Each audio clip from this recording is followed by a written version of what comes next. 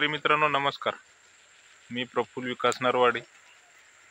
मागच्या व्हिडिओमध्ये आपण सांगितलं होतं ऊसाच्या बेणे प्रक्रियेबद्दल. बेण्याचं लागवड करताना वय किती असावं, कशा पद्धतीनं बेण्याची निवड करायला पाहिजे, एक डोळा पद्धतीनं लावायला पाहिजे, दोन डोळा पद्धतीनं लावायला पाहिजे, याबद्दल आपण मागच्या व्हिडिओमध्ये थोडक्यात माहिती सांगण्याचा तुम्हाला प्रयत्न केला. मागं जे तुम्हाला क्षेत्र दिसत आहे, या क्षेत्रामध्ये आपली ऊस लागवड चालू आहे. हे जे दोन सरी दिसत आहे तुम्हाला, या दोन सरीचं अंतर आहे 5 फूट. दोन डोळ्यामधलं अंतर आपण अंदाजे 12 इंचाचं ठेवत आहोत. मित्रांनो, 5 फूट अंतर ऊसामध्ये सर्वात चांगलं आहे. याच्यापेक्षा कमी तुम्ही दोन सरीतलं अंतर करू नका, कारण आपल्याला ऊसाची संख्या शेवटपर्यंत एका एकरमध्ये 45,000 झाडं आपल्या क्षेत्रात राहिली पाहिजे. त्यापेक्षा जास्त राहायला नको. त्याचे काय परिणाम होतात ते तुम्हाला समोर मी सांगत जातो. आज आपण छोटूसा व्हिडिओ घेणार आहोत. त्यामध्ये तुम्हाला लागवड कशा पद्धतीनं करायची, दोन डोळ्यामधलं अंतर किती ठेवायचं, खत कोणतं घ्यायचं, कशा पद्धतीनं टाकायचं, हे तुम्हाला या व्हिडिओमध्ये मी सांगण्याचा प्रयत्न करतो. तर शेतकरी मित्रांनो, लागवड करण्या अगोदर सर्वात पहिले आपल्याला आपल्या जमिनीमध्ये सरीमध्ये भेसळ डोस टाकणं खूप गरजेचं असते आणि सगळे शेतकरी टाकतात.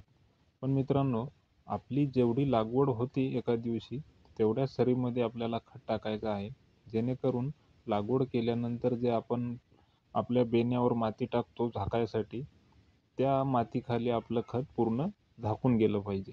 याची काळजी घ्या.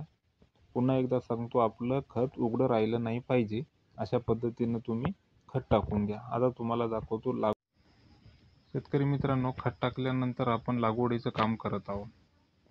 पाहू शकता तुम्ही, आपण एक डोळा पद्धतीमध्ये 5 बाय 1 या अंतरावर ऊसाची लागवड करत आहोत.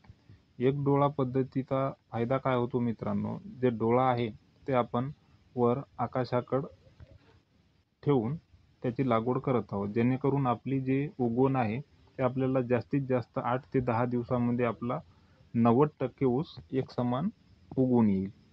मित्रांनो, लागवड करताना फक्त एक काळजी घ्या, खराब डोळा जर असेल तर ते लावण्यात आला नाही पाहिजे, कारण मग तिथं आपला खाडा पडू शकते. त्यासाठी आपण वेगळं आपली लागवड झाल्यानंतर एक 500 ते 1000 रोप आपण तयार करून ठेवणार आहोत. समोर चालून जर काही आपली संख्या जर बाद झाली तर तिथं आपल्याला एकसारखं रोप, एकाच वयाचं रोप आपल्याला लावता येईल. अशा पद्धतीनं नियोजन करा मित्रांनो. आपल्याला जेवढी एकरी झाडाची संख्या ठेवायची आहे त्या हिशोबानं आपण याचं नियोजन करू शकतो. मित्रांनो, आपल्याला अशा पद्धतीनं 7,500 रोप लागणार आहे. त्या पद्धतीनं आपल्याला किती झाडं ठेवायची, नंतर आपलं फुटवा व्यवस्थापन कशा पद्धतीनं करायचं, खत व्यवस्थापन कशा पद्धतीनं करायचं, ते तुम्हाला रेग्युलर आपण व्हिडिओ देत जाऊ. पुन्हा एकदा सांगतो, माती टाकताना आणि टिपरू ठेवताना काळजीपूर्वक टाका. 2 दिवस जास्त लागले, 2 मजूर जास्त लागले तर चालतील, कारण आपलं 1 वर्षाचं उत्पन्न यावर अवलंबून